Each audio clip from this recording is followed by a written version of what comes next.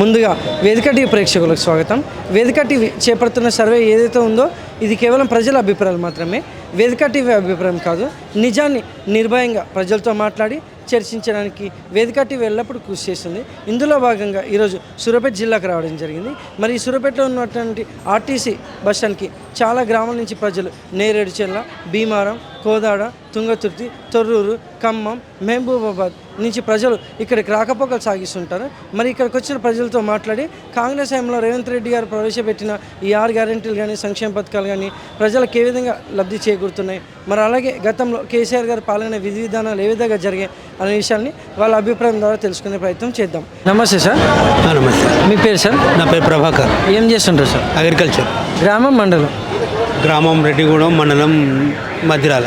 CM Revanth Reddy గారి పాలనపై మీ అభిప్రాయం ఏంటి సార్? సీఎం రేవంత్ రెడ్డి పరిపాలనపై ఆయన పెట్టిన 6 గ్యారెంటీలు అనేది రద్దు. ఆయన ప్రభుత్వమే రద్దు.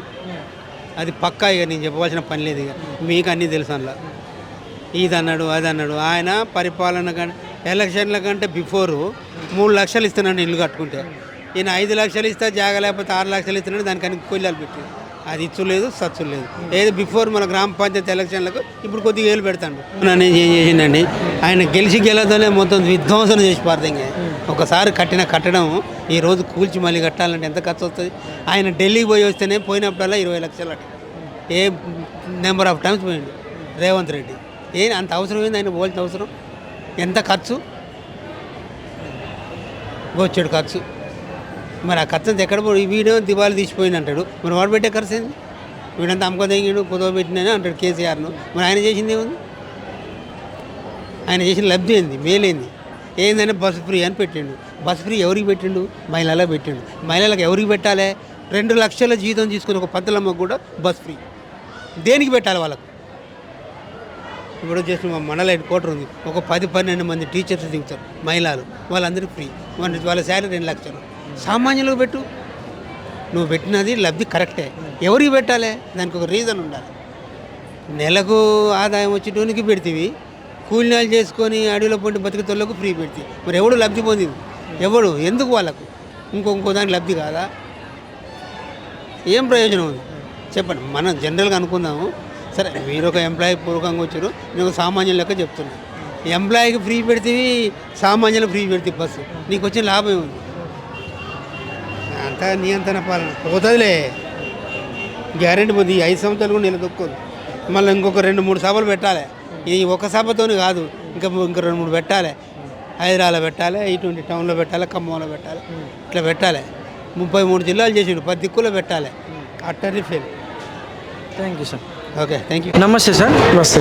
మీ పేరు సార్? మల్లేశ్వరం. ఏం చేస్తుంటారు సార్? తాళ్ళెక్తా. గ్రామం, మండలం? వరంగల్ జిల్లా. సీఎం రేవంత్ రెడ్డి గారి పాలనపై మీ అభిప్రాయం ఏంటి సార్? పర్లేదు. ఎందుకంటే వలన బీదలకు పర్లేదు అవసరానికి. సరే, బస్సు కానీ, గ్యాస్ కానీ, సరే రుణమాఫీ కానీ పర్లేదు. కరెంట్ బిల్లు కానీ అంతా కొంచెం పర్లేదు బీదలకు. ఏ విధంగా పర్లేదు కొంచెం. మరి గతంలో కేసీఆర్ గారి పాలనపై మీ అభిప్రాయం ఏంటి సార్? కేసీఆర్ చేసిండు, ఆయన చేసిండు. కానీ ఇప్పుడు రేవంత్ రెడ్డి గారు కొంచెం బీదలు అంటే వాళ్ళకు కొంచెం సోనం ఆలోచించి ప్రభుత్వానికి జర పర్లేదు, జర బీదలకు ప్రజలకు.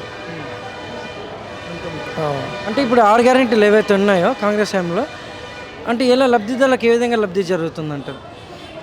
6 గ్యారెంటీలు అంటే జరుగుతాయి కదా. గ్యాసు 500 రూపాయలు అసలు, కరెంటు బిల్లు మాఫీ ఇంటికి.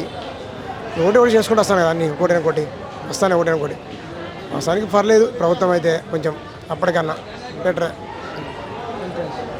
Thank you sir. ఓకే. నమస్తే సార్. నమస్తే. మీ పేరు సార్? డేవిడ్ కుమార్. ఏం చేస్తుంటారు సార్? సిపిఎంఎల్ న్యూ డెమోక్రసీ సూర్యాపేట జిల్లా సెక్రటరీని. గ్రామం, మండలం? సూర్యాపేట. సీఎం రేవంత్ రెడ్డి గారి పాలనపై మీ అభిప్రాయం ఏంటి సార్?